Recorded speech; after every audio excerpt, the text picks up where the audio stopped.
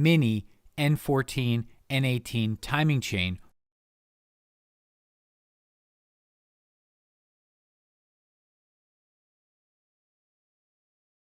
This video is an overview of how to replace the timing chain on a Mini N14 or N18 engine. This video should be used in conjunction with factory Mini repair information. Using an 18mm socket on the crankshaft pulley bolt, rotate the engine over to find 90 degrees before top dead center. When rotating the engine, monitor the camshafts. The camshafts are labeled. The intake will have IN. The exhaust camshaft will have EX.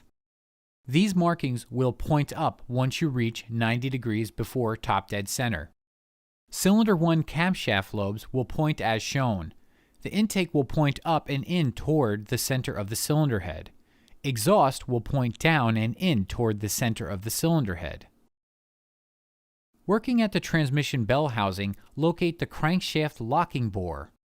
Insert Mini Special Tool 11-9-950 into the bore to lock the engine in 90 degrees before top dead center. Remove the timing chain tensioner.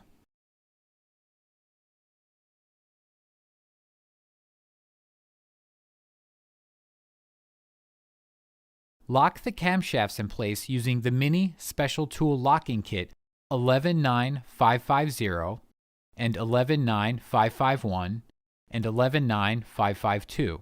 Follow the instructions on your tool when installing. Instructions may vary depending on manufacturer of the tool. Be sure they are secure and properly attached to the cylinder head. Loosen the camshaft sprocket fasteners.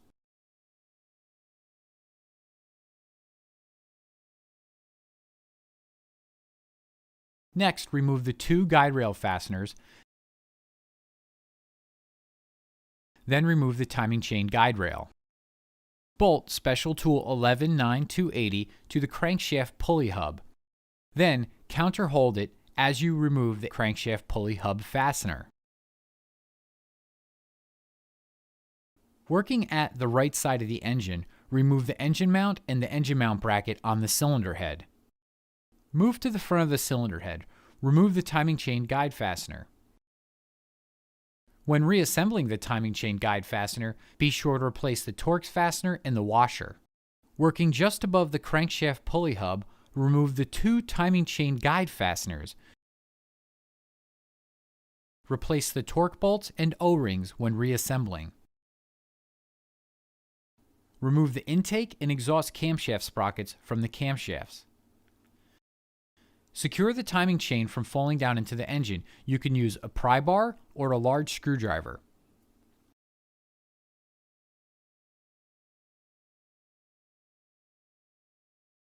Remove the crankshaft pulley hub from the timing chain and engine.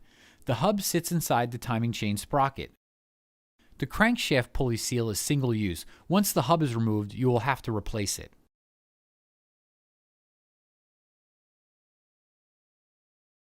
Remove the dipstick from the engine.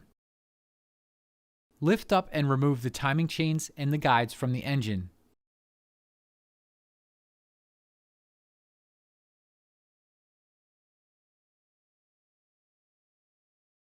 Slide the two guides together. The front timing chain guide can remain straight. Insert the rear guide at an angle to allow the tabs to pass through the circle, then rotate the guide to engage the locking tabs. With the timing chain and guides assembled on a bench, place the sprocket into the bottom of the chain. Lower the new timing chain, guides, and crankshaft sprocket into the engine.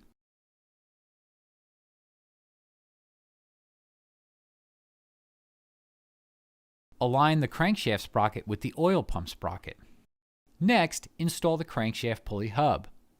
Install the special holding tool 11-9-280 to the crankshaft pulley hub again. Counter-hold it as you tighten the crankshaft pulley fastener.